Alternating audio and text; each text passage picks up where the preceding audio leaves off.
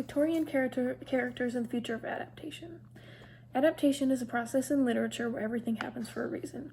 While adaptation is something that is constantly changing and has no concrete definition, modern adaptations are evolving to appeal to a different audience. This is seen in the BBC's adaptation of Charles Dickens' Oliver Twist, where writer Sarah Phelps uses Dickens' character Fagin as an outer shell, acquiring much of his plot from this character Shylock from Shakespeare's The Merchant of Venice. Both are two infamous Jewish characters from different time periods, but Phelps combines them to create one adapted character meant to appeal to a different audience. The BBC adaptation of Oliver Twist tells a new meaning to the world of adaptation and what it means for the future of such.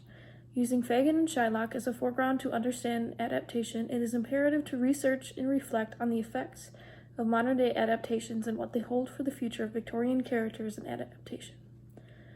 While modern-day adaptation holds a meaning that is imperative to adaptation in general, adaptation in the 19th century Victorian era is additionally just as important. Adaptation in the Victorian era was not entirely unheard of, but was commonly practiced unbeknownst to the original author or creator. As author Monica F. Cohen states in reference to the text of Peter Pan, its multiple textual variants pay homage to a 19th century entertainment industry where piracy in the form of unauthorized reprinting and unauthorized theatrical adaptation was a common, if ethically ambiguous, practice. Cohen continues to expound on the topics of how Victorian-era adaptation was very commonly unknowingly stolen and used for theatrical performances and the likes. She mentions that theatrical adaptations of popular novels and novelizations of theatrical devices animated the creation and consumption of fiction. It is noted that even before Charles Dickens had finished writing and creating Oliver Twist, that it had already been adapted into a theatrical show. Oliver Twist was not the only, per se, victim of theater adaptations, though. Many pieces of literature considered to be classics were turned into theatrical productions in this time period. This is mentioned in the adaptation of Oliver Twist itself, Sarah Waters' Fingersmith. In Fingersmith, the character Sue attends a theatrical adaptation of the novel Oliver Twist, which very well proves the idea that these productions were highly attended. This novel also further insinuates that novel-to-theater adaptation was common practice in the Victorian era. Victorian-era adaptation is something that not many seem to think of when thinking of adaptation as a whole, but many original novels and works of art created in the 19th century have been consistently used and changed to fit the narratives of whichever time period the adaptation was created in. The likes of Pride and Prejudice, Moby Dick, The Adventures of Huckleberry Finn, Wuthering Heights, and Treasure Island are only a few in a very long list.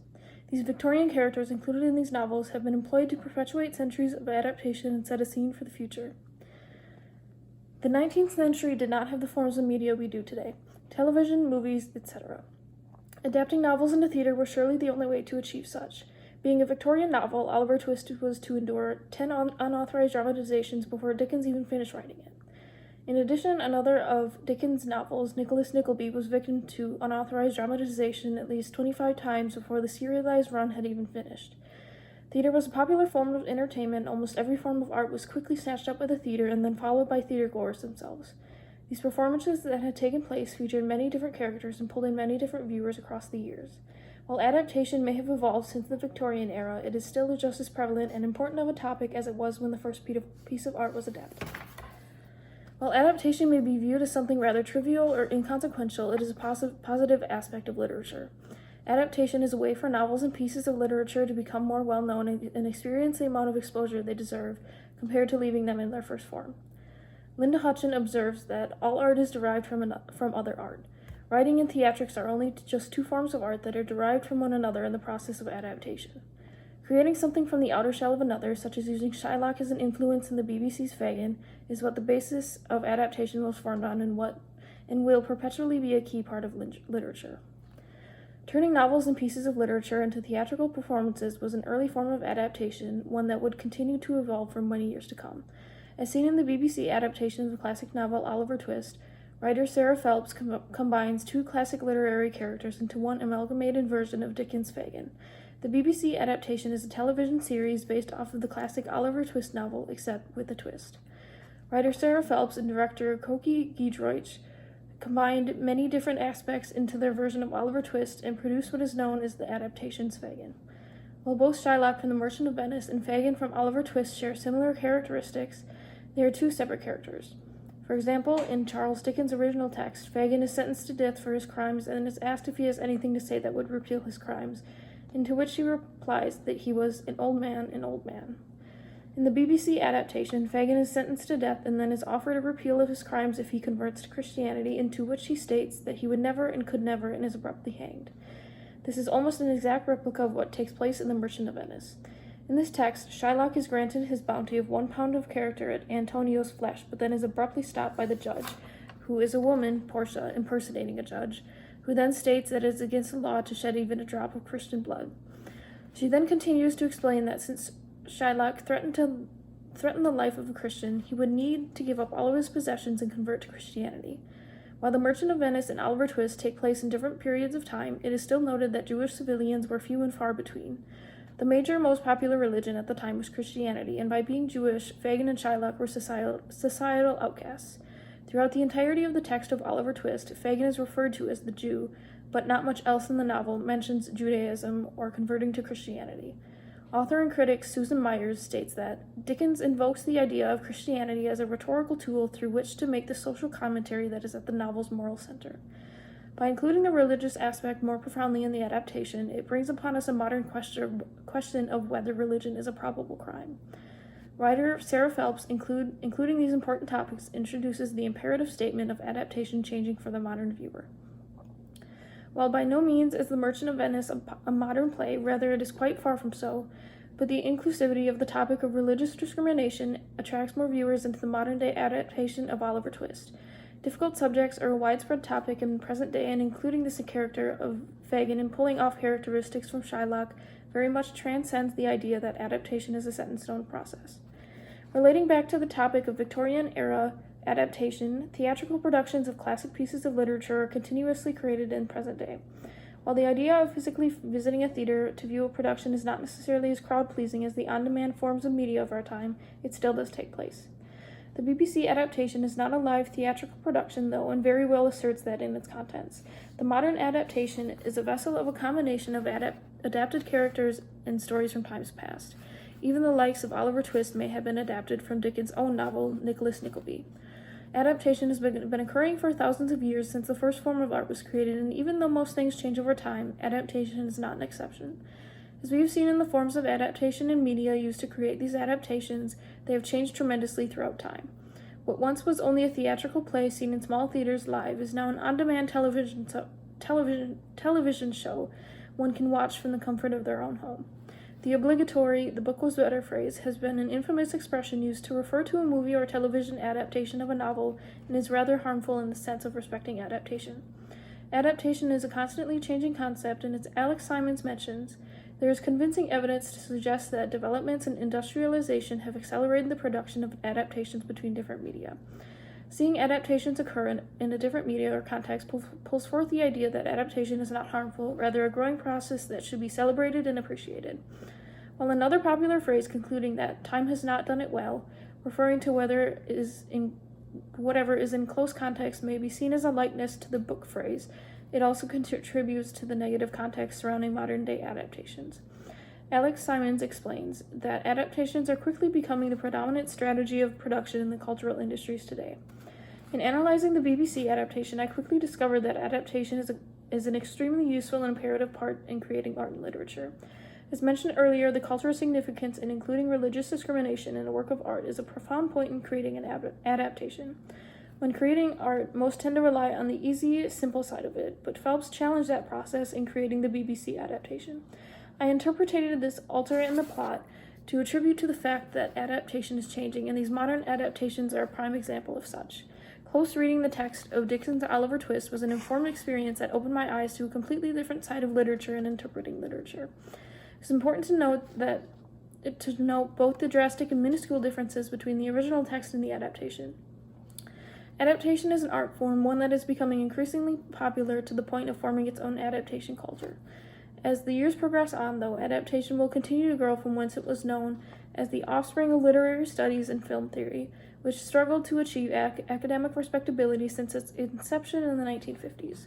Camilla Elliott explains that formal scholars were and still are more likely to ignore or footnote than to directly challenge cultural approaches to adaptation, continuing a long-standing tradition in which anything outside the text is considered secondary. She continues to mention that cultural studies was and does continue to be a major influence in adaptation. Cultural influence is a very significant part to adaptation and how it has changed and transformed over time. Although it has been looked down upon by critics since the beginning, in the present day, adaptation is an art form respected by many and used by even more.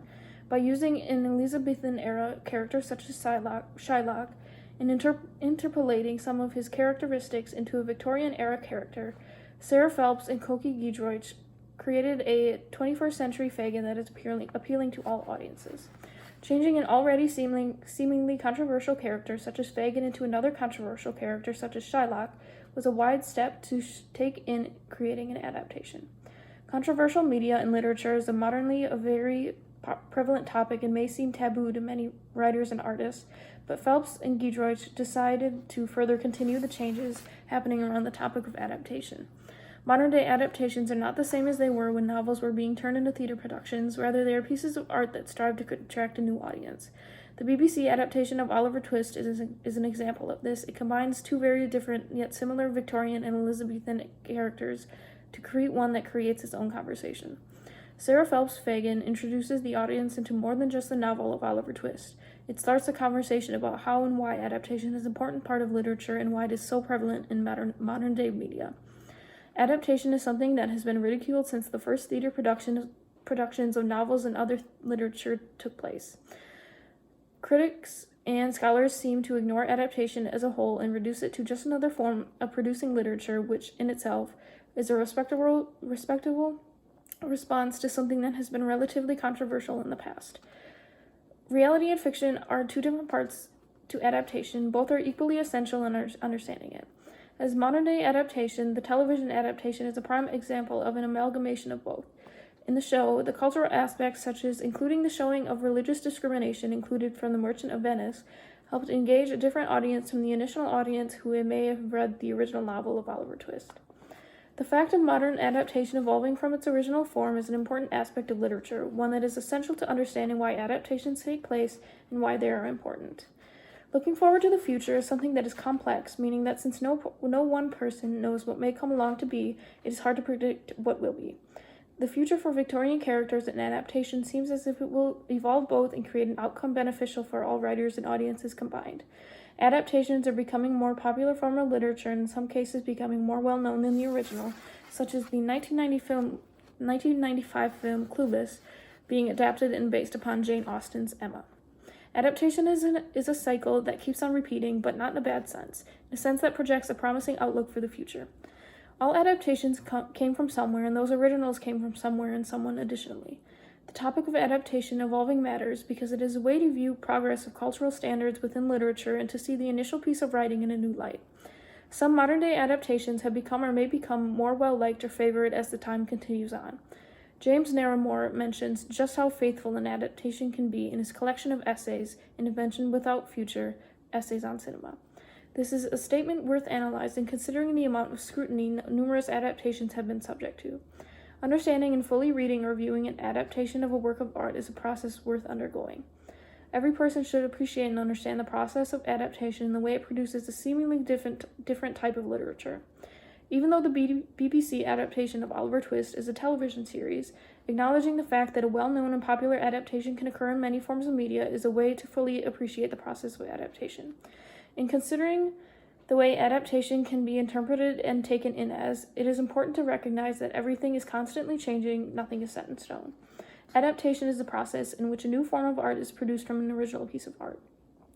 Taking both important and minuscule aspects from the original piece is what makes the adaptation an adaptation, and in the way in which Sarah Phelps and Koki Giedroyc wrote and directed the BBC adaptation of Oliver Twist is a remarkable example of modern adaptation. They took from both two works of classic literature and created what would appeal to a new, fresh audience, one who will continue the future of adaptation. The future cannot be explicitly told, but always reflects on the past.